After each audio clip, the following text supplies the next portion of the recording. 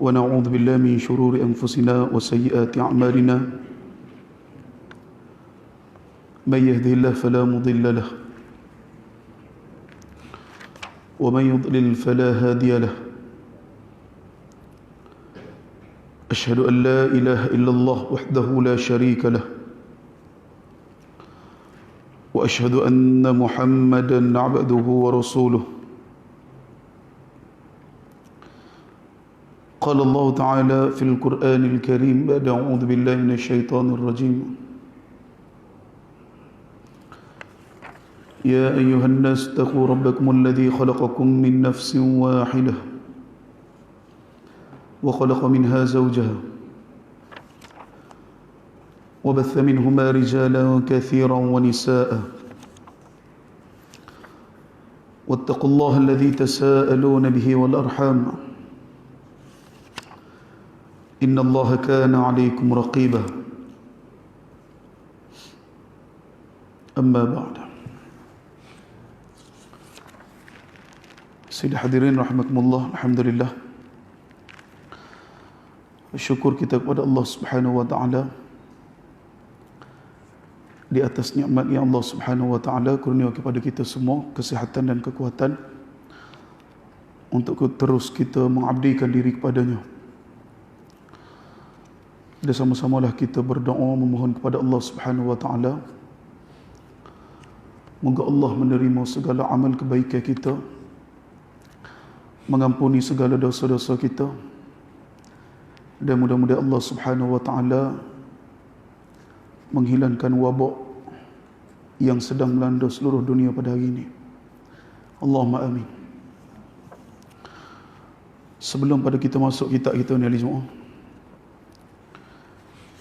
bersempena kita ni sekarang ni berada di akhir dah daripada bulan Zulhijjah.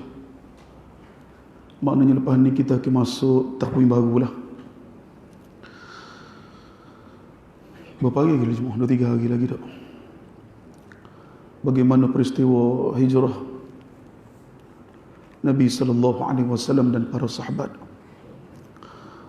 bagaimana pengorbanan mereka, susah payah, pahit jerih dalam mengharungi ujian-ujian, rintangan-rintangan dalam untuk menyebarkan Islam ke seluruh alam. Di antara sahabat yang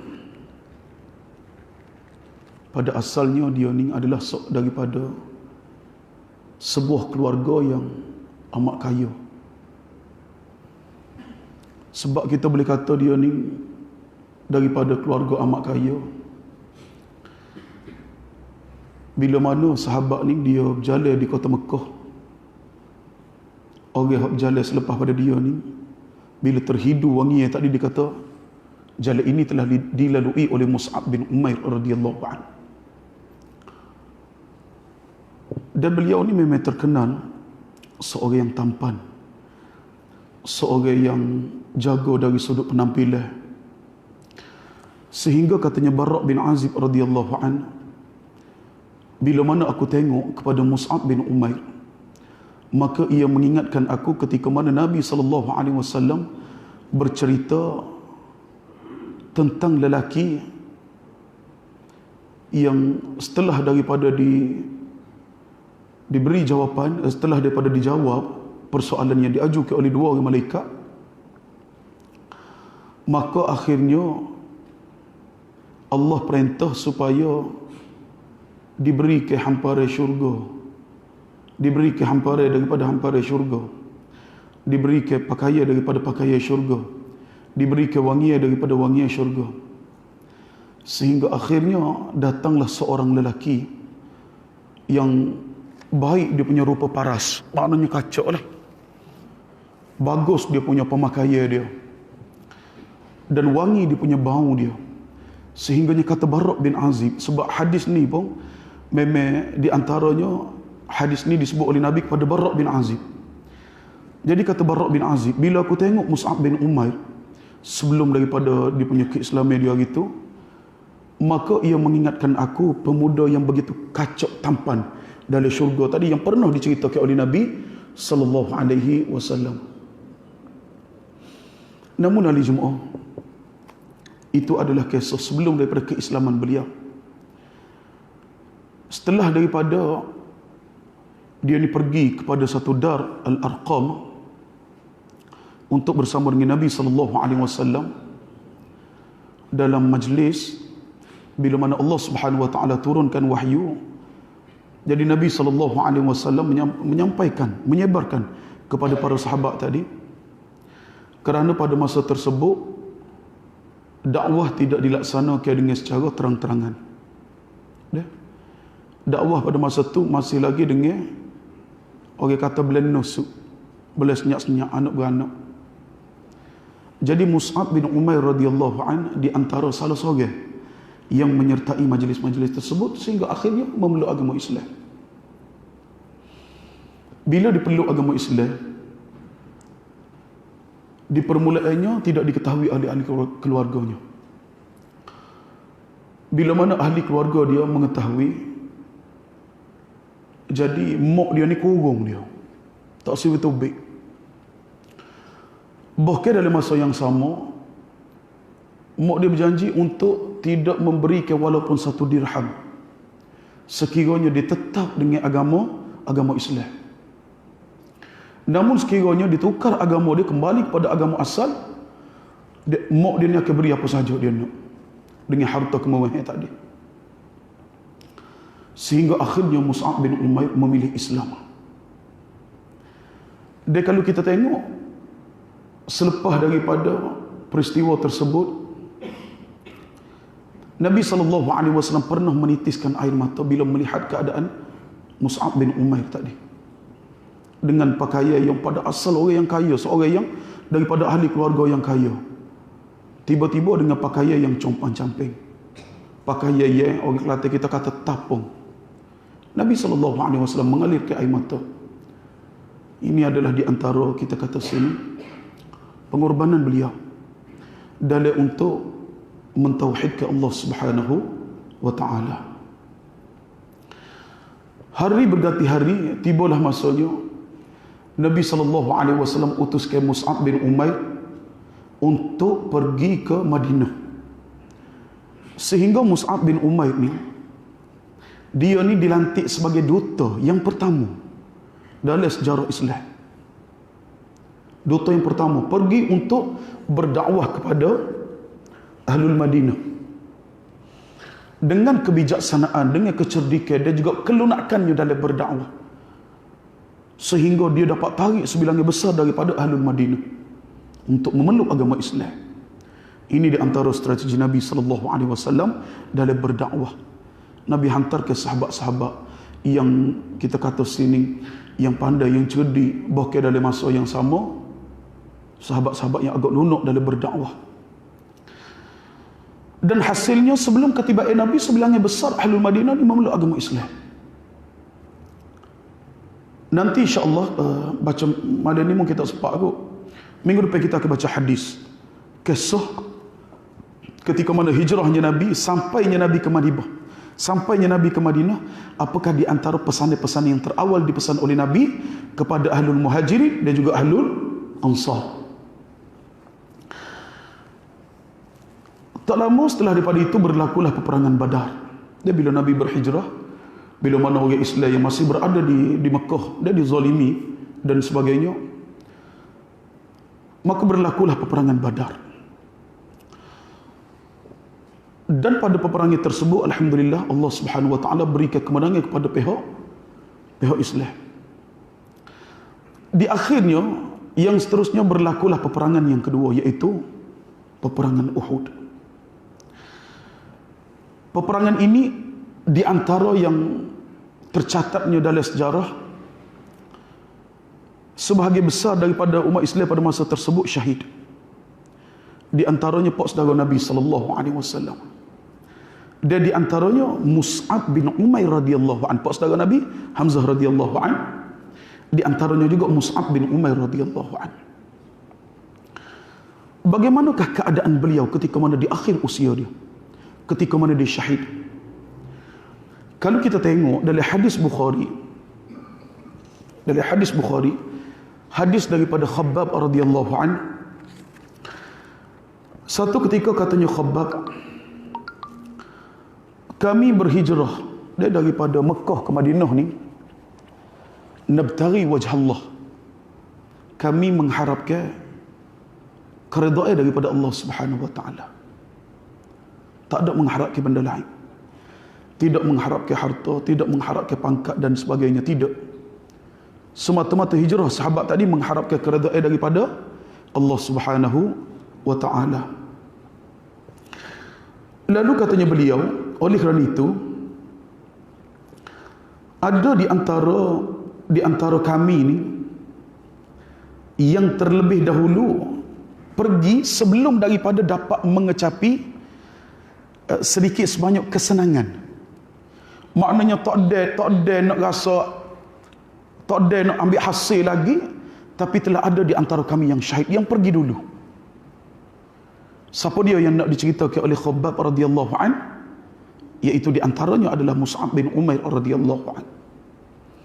Betul lah, ketika mana di permulaan Islam ni, ini barulah berlaku peperangan yang kedua. Ada ramai di antara sahabat-sahabat yang gugur, yang syahid radhiyallahu anhum ajma'in.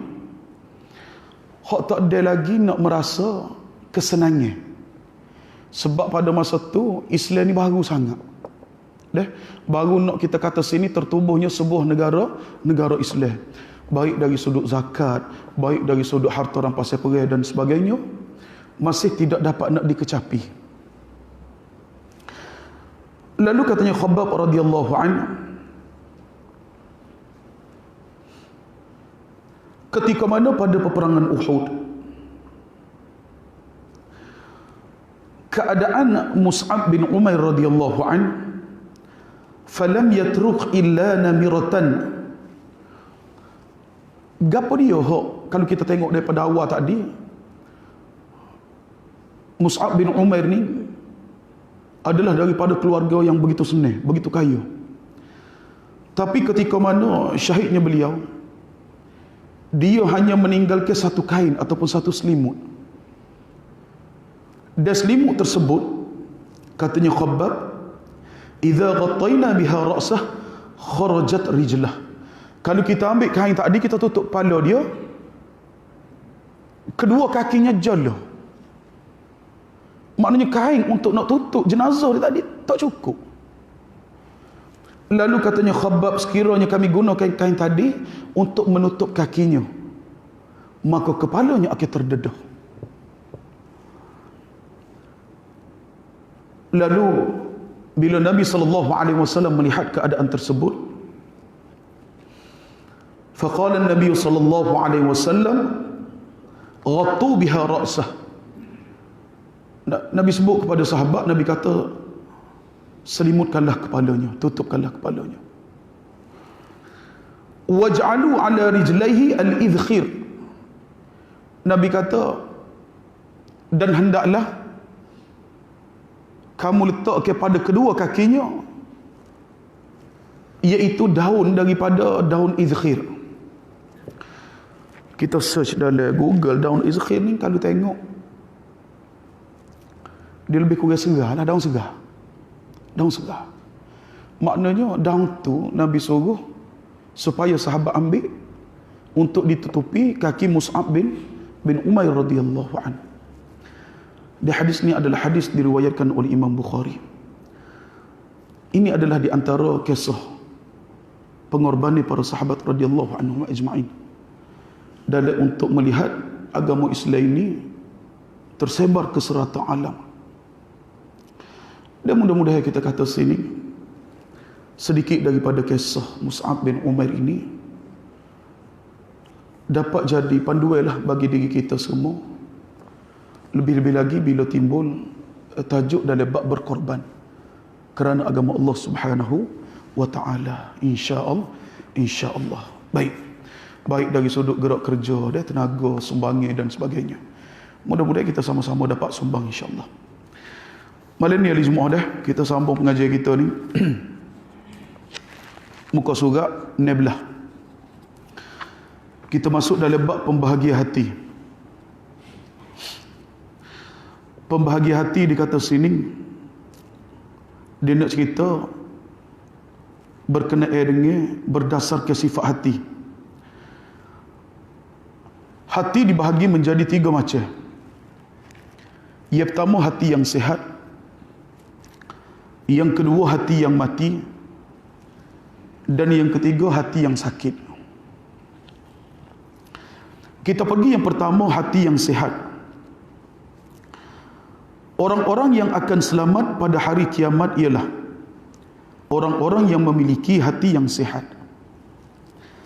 Kerana Allah Subhanahu wa taala berfirman, ba'da a'udzu billahi minasyaitonir rajim, yauma la yanfa'u malun wala banun illa man atallaha biqalbin salim. Iaitu bermaksud, iaitu pada hari harta dan anak-anak dan anak laki-laki tidak lagi berguna pada hari tersebut, pada hari itu,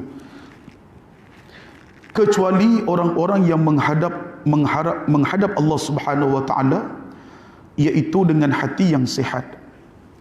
Surah Asy-Syu'ara ayat 88 dan juga 89. Kata as-salim sama dengan as-salim yang menjadikan as-salamah, iaitu keselamatan, sebagai sifat yang permanen baginya. Misalnya al-alim, iaitu yang mengetahui, dan al-qadir, iaitu yang berkuasa. Maka ia merupakan lawan kata al-marid, iaitu sakit. As-saqim, yang terjangkit dengan penyakit, dan yang al-alil, iaitu yang terkena dengan penyakit. Hati yang sihat ialah hati yang selamat daripada syahwat yang kontradiktif dengan perintah dan larangan Allah Subhanahu wa taala, serta dari setiap syubhah, dalam erti kata kesamaran. Seperti mana dalam hadis Nabi, dalam hadis 40, Nabi kata al-halal bayyin. Nabi kata bagi-bagi halal ni jelas. Wal haram lagu tu juga, dia benda-benda haram jelas dah. Cuma tinggal lagi berapa dia? Syubhah. Benda-benda yang agak samar. Benda-benda mungkin yang kita tidak jelas. Baik. Jadi pengarah kitab kita ni disebut, dia kata hati orang yang selamat ni, iaitu mereka ni bebas daripada syahwat tadi. Maknanya bebas daripada nak buat satu benda-benda hak tak comel. Atau dalam erti kata dia ni bertakwa kepada Allah. Gapo dia ya Allah Subhanahu wa taala perintah dia buat.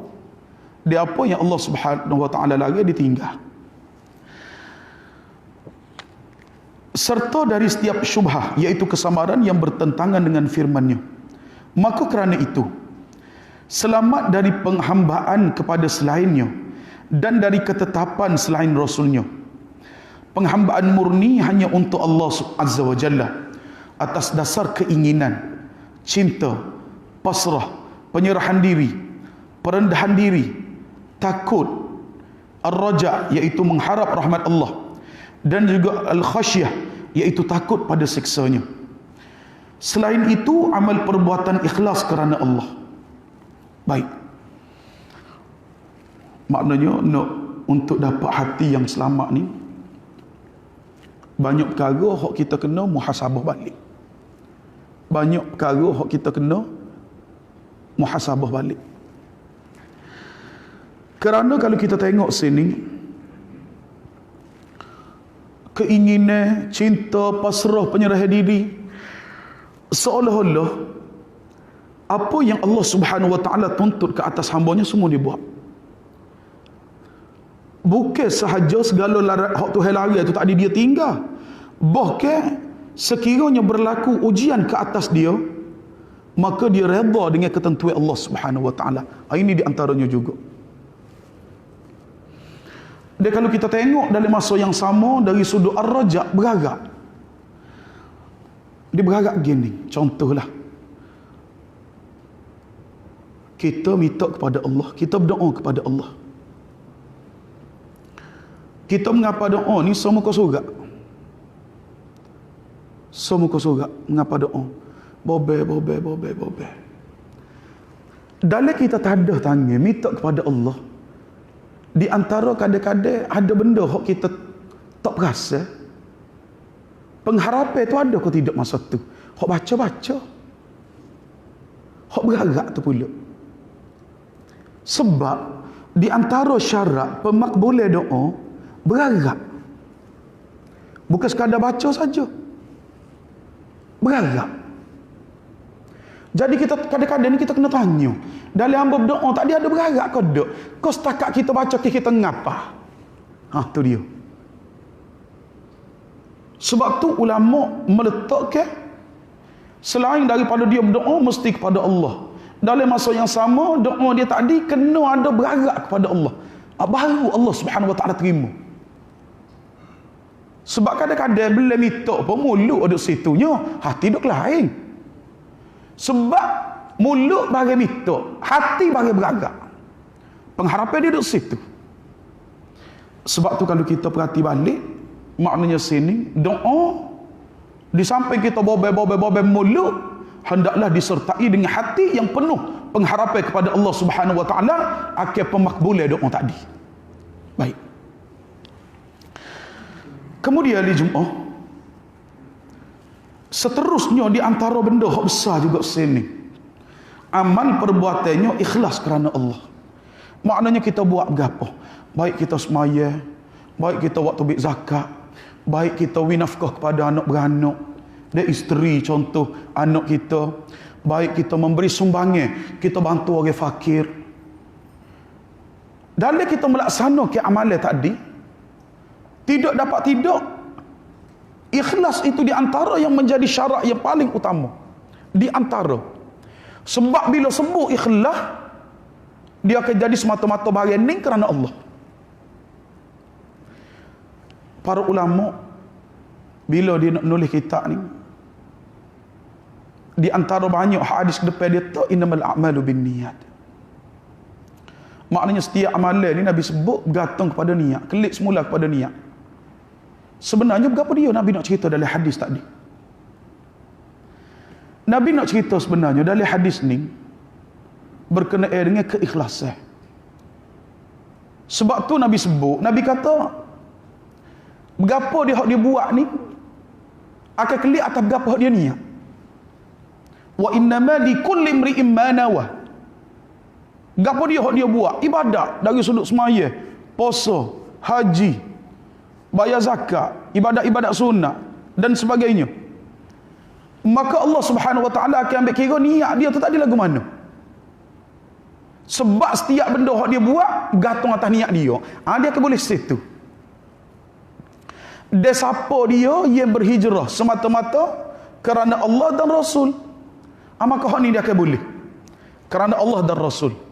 Dan siapa dia yang hijrah li dunya yusibuha, untuk mendapat keuntungan dunia.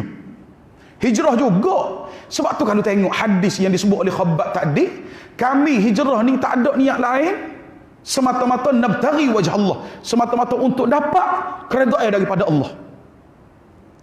Sebab tu Khabbab sebut lagu tu. Kerana sini setiap perbuatan ni atas kita pula ikhlas ke tidak. Bila-bila semaya tu ada sebab orang ke? Bila-bila mengaji Quran tu sedak kita lalu nak suruh orang dengar ke? Nak suruh orang puji ke? Nak suruh orang kata kita ni qari ke? Nak suruh orang kata kita ni sedak sikit pada Tok Imam ke Madinah ke? Anak mana? Jadi Nabi buat perumpamaan situ, siapa dia hijrah kerana Allah dan Rasul, fa hijratuhu ila Allah wa rasulih, maka hijrahnya kerana Allah dan Rasul. Maknanya dia akan dapat ganjaran daripada Allah. Wa man kanat hijratuhu lidunya, siapa dia hijrah dianya untuk mengauk keuntungan dunia ataupun perempuan untuk dinikahi, maka fa hijratuhu ila ma hajara ilaih, maka hijrah tu tadi akan pergi kepada apa hak dia niat untuk hijrah dia tadi. Jadi sini di antara apa yang nak dipesan oleh pengarang kitab kita ni, ikhlas. Ikhlas ni barang cukup payah. Satu benda yang cukup payah untuk kita dapat, untuk kita raih. Kerana dia ni satu benda yang agak berlawan dengan nafsu manusia. Dalam nak mendapatkan ikhlas. So, yang kedua bisikan-bisikan hak mari pula. Bisikan-bisikan hak mari ni. Kadang-kadang menyebabkan bisikan tadi, kita punya perbuatan kita ni berubah. Yang asalnya kerana Allah, tapi pengakhirannya kerana manusia. Cuma kalau kita, niat kita tadi, asalnya kepada Allah, tiba-tiba kerana manusia, pas kita duk layan sterik dengan lagu tu, ibadat kita tadi, kalau ikutlah, tak sah. Kalau ikut, Tuhan tak terima. Wa ma umiru illa liya'budullaha mukhlisin.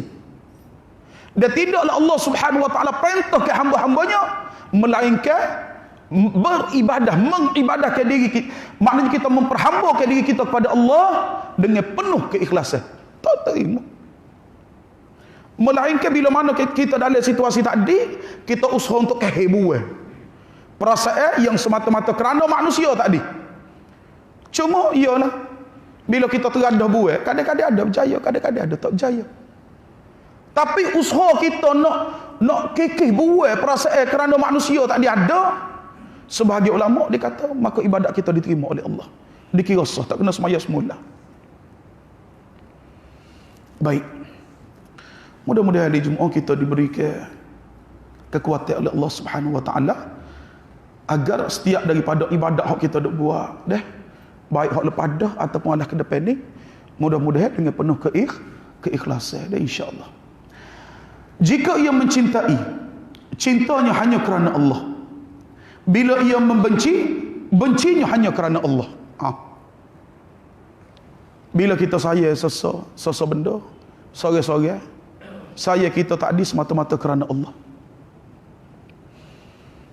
Tapi kalau kita benci satu-satu benda tadi ataupun orang tadi, benci kita tidak kerana Allah. Lagu mana contoh dia hari Jumaat? Contohlah kita kata sini. Boleh kalau kita benci orang ni?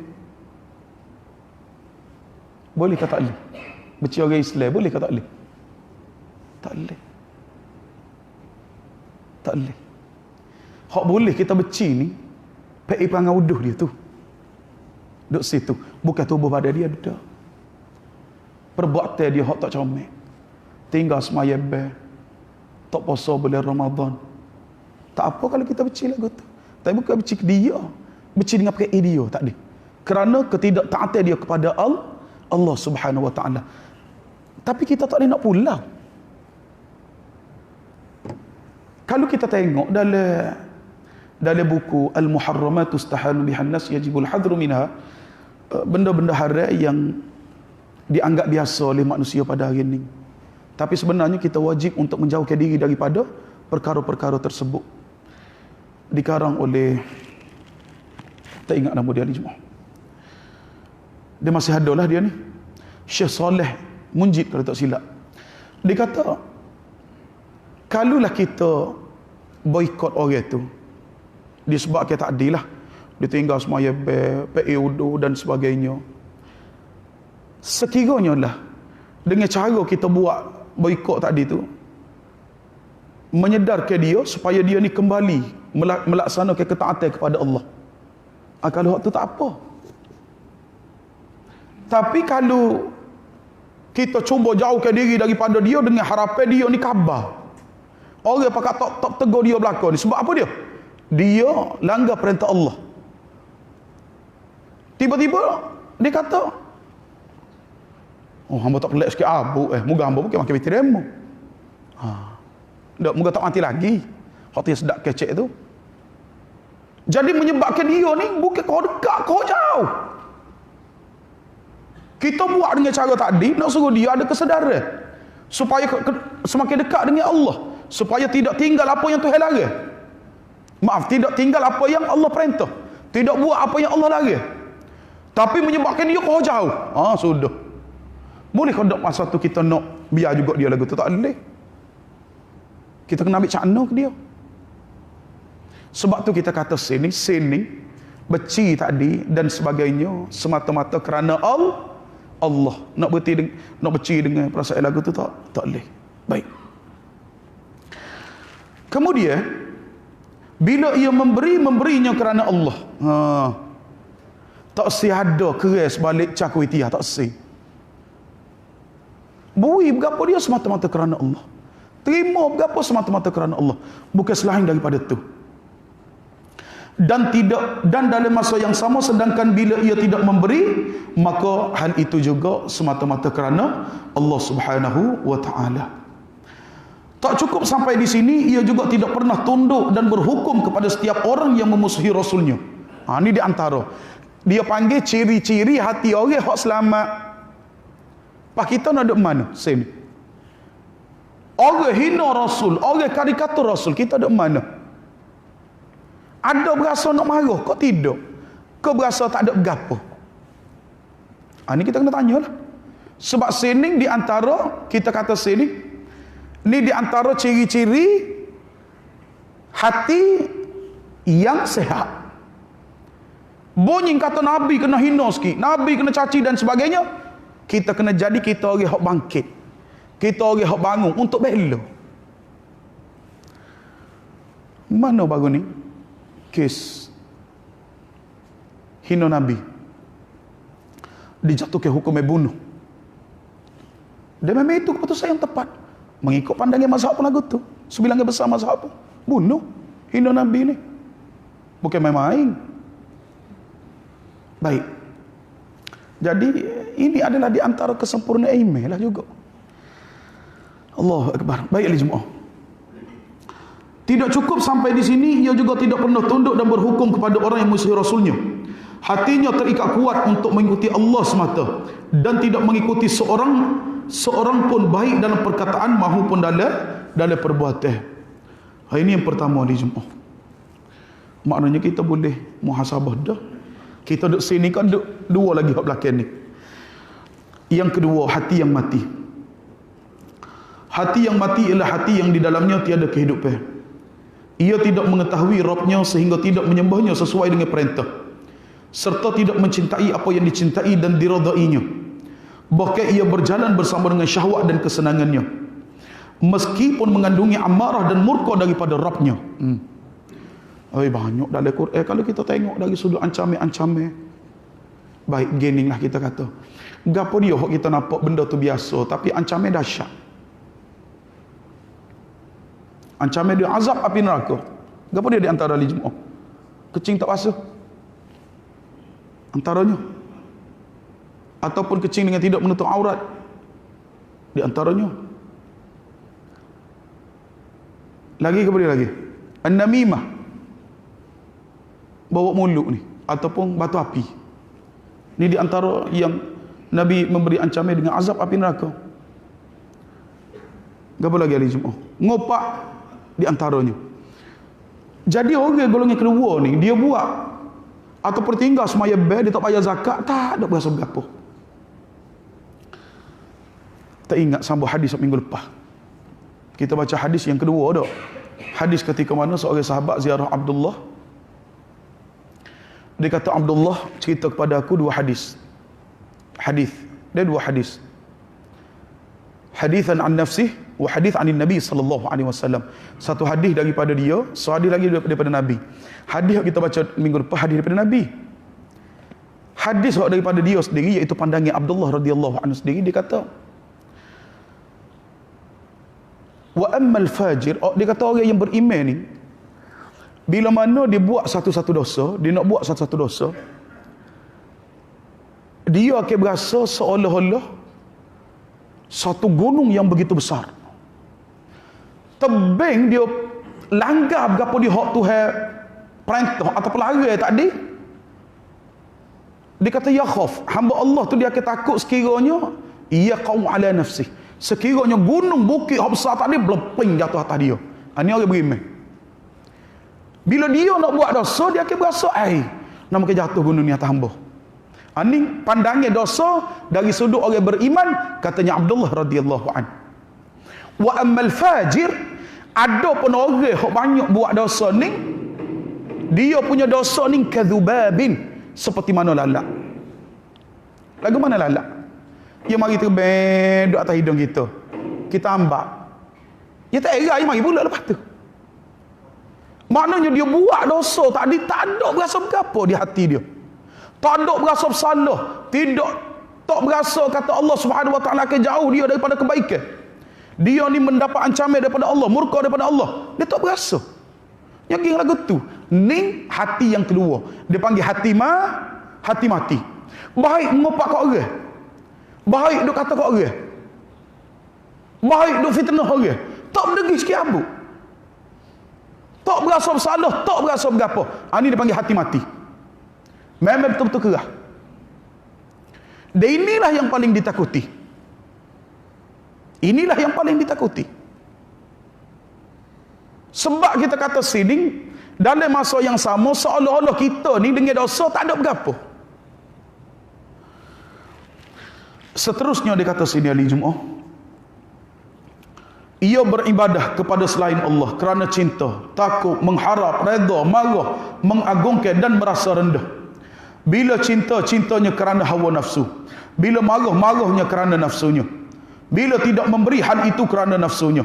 Sedangkan bila memberi, juga kerana nafsunya. Baik. Marah sebab nafsu. Anak tak pergi tuition, ngepek 5 hari. Marah ni, muka BPT ke bayar 50 ya subjek. Anak tak semaya, ada berasa? Tak ada. Dan bila kita buat kursus semaya budak-budak ni, minggu pertama kita tanya, semaya dah kau subuh hari ni? Ngiling. Dia ambil air semaya. Mari minggu depan, lagu tu juga. Pak kita duk main 2-3 minggu direct ni, anak-anak tak semaya. Dah mak ayah gerak dak semaya. Mak ayah pun tak gerak. Bila mana ada semaya? Pak anak besar-besar dah. Pak kalau kita kelik hadis Nabi semula, Nabi kata muru auladakum bis salah idza balaghuha sab'a. Nabi suruh supaya kita suruh anak semaya selaku orang yang bertanggungjawab, mak ayah ataupun wali dia, maknanya orang hok pera dia sama ada tok ke pak saudara ke mak saudara ke, kena suruh semaya. Bila anak tadi berusia 7, wadribuhum idza balaghuha 'ashr. Dia Allah perintah supaya kita ni pinyak. Kalau anak tu tak ada tak semaya. Hak ni bukan tak semaya, ayah tak tahu semaya kedok. Ini masalah timbul. Banyak berlaku. Bila waktu khusus semaya, inilah masalah semua. Jadi lagu mana perasaan tinggal semaya tadi? Persoalan. Duk mana kita? Abdullah sebut kita duduk kategori yang pertama ke, ataupun kita duduk seperti mana lalak tadi. Hak tak berdegi sikit abu. Buat dosa tak ada berasa berapa. Berasa apa selamat, berasa hati lega, berasa nikmat Allah. Dahsyat. Seterusnya di Jumaat sikit lagi kita habis nombor 2 ni. Bahkan bila tidak memberi, hal itu kerana nafsunya. Sedangkan bila memberi juga kerana nafsunya. Intinya nafsunya lebih berpengaruh baginya daripada redha Rabbnya. Maknanya nafsu dia tu tadi lebih lagi memainkan peranan utama daripada Allah Subhanahu wa Ta'ala. Sebab kandak dia bukan untuk memenuhi tuntutan daripada Allah, tapi tuntutan hati dan juga nafsu. Pemimpinnya ialah nafsu, pengendalinya ialah syahwat, sopirnya ialah kebodohan, dan kenderaannya ialah lalai. Tujuan duniawi membuatnya tenggelam, sedangkan nafsu dan cinta dunia menjadikannya mabuk kepayang. Ia menyeru kepada Allah dan juga negeri akhirat daripada tempat yang jauh. Ia tidak memenuhi petua orang yang memberi nasihat dan mengikuti setiap syaitan yang durhaka. Dunia membuatnya marah dan reda. Hawa nafsu membuatnya tuli dan buta. Berkumpul dengan pemilik hati ini ialah penyakit. Bergaul dengannya ialah racun. Dan duduk-duduk bersamanya ialah kebinasaan. Ini kategori yang kedua di Jumaat. Kategori yang ketiga ni insya-Allah dah kita sambung pada minggu hadapan, sebab kita pada lebih dari 5 minit. Dah nombor 3 ni insya-Allah kita akan sambung minggu hadapan. Dan minggu hadapan ni kita akan baca satu hadis berkenaan dengan hijratul Rasul. Peristiwa ketika mana Nabi SAW pertama kali sampai ke Madinah. Apakah yang berlaku?